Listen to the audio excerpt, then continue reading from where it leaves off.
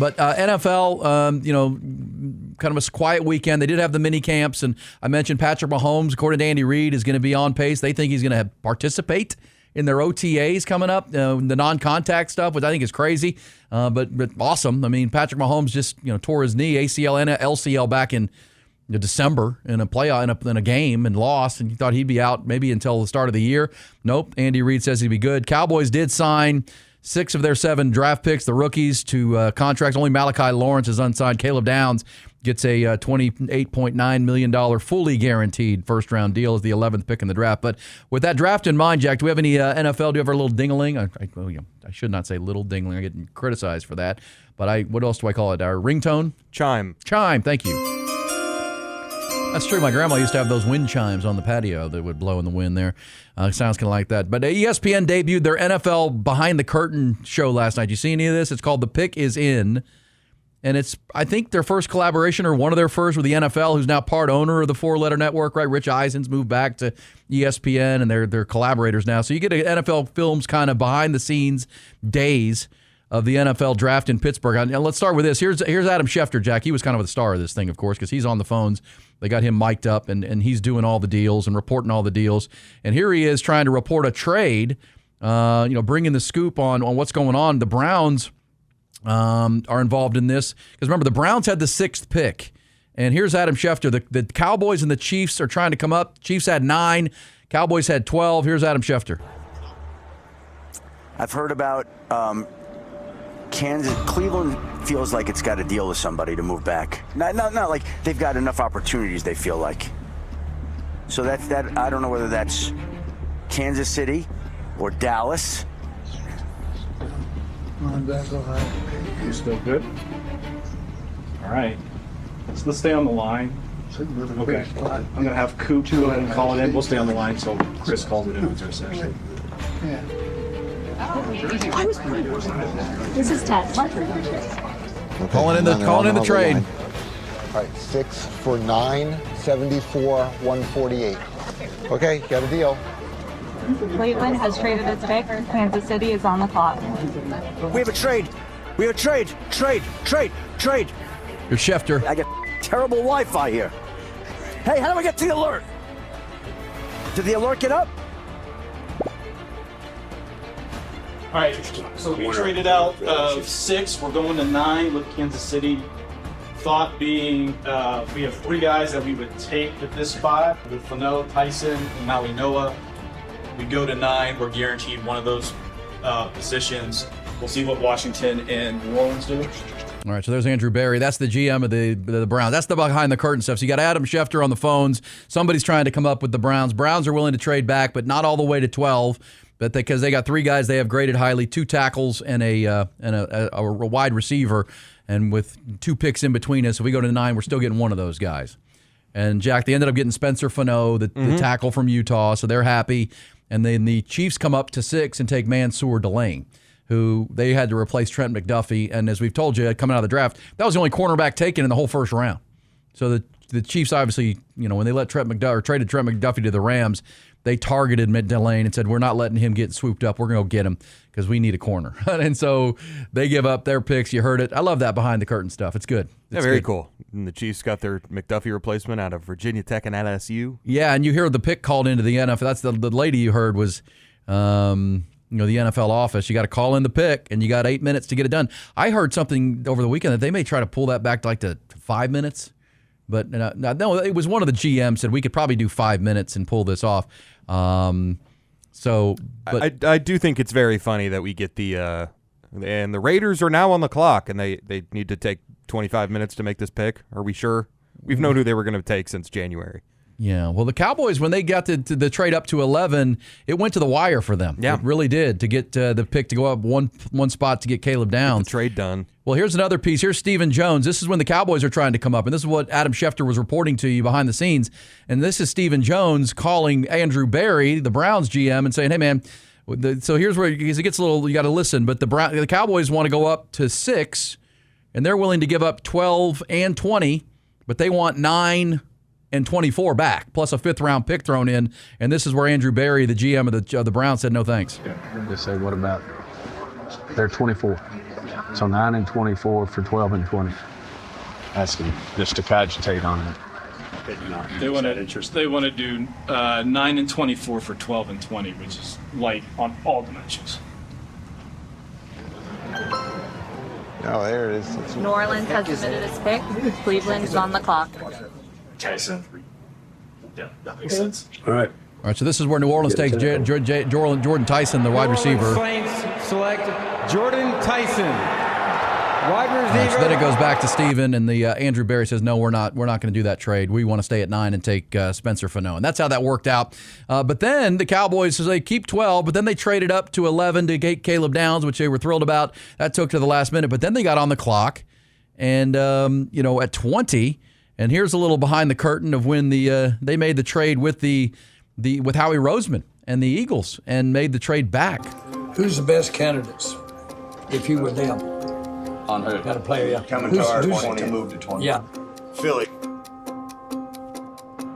Just call Howie, Steve. Oh, well, if he call, we're going to be giving the 6.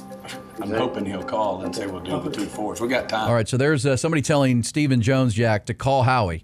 And Stephen Jones astutely says, no. If we call him, he needs to call us. Right. If we call him, he knows it's like guys, it's a game away. Yeah, you need him to call us. And that's where someone reportedly, remember the behind the scenes where someone said that someone had some intel that the Steelers were taking the player the Eagles wanted, and so texted Howie Roseman or somebody in the Eagles organization and alerted them that they're going to take Malachi, what's his name? Makai Lemon, the receiver. So you need to come up and get it. And that's when Howie Roseman called Stephen Jones. We got a few minutes, not like we're down to the 20 seconds we were. We're not going to be on the clock. He's trying to call me? I tell him I'm calling him. Hello? Howie? Hey, this is Steven. How you doing, man? 17, Our 7th next year? We're good. No, we don't want to. We're already giving up picks for this year.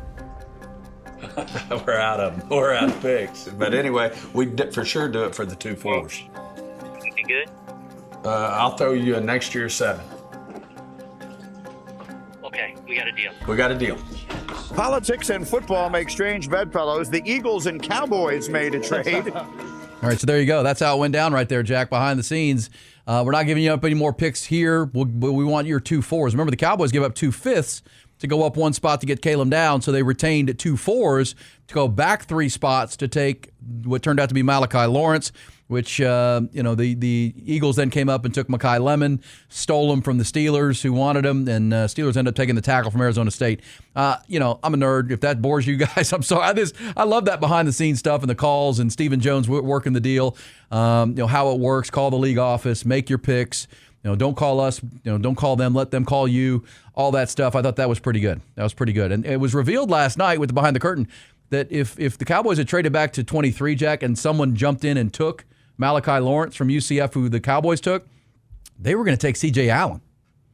Sounded like the Cowboys were going to take the Georgia linebacker, C.J. Allen, who, guess what? That would have been the 23rd pick. He didn't go till 52.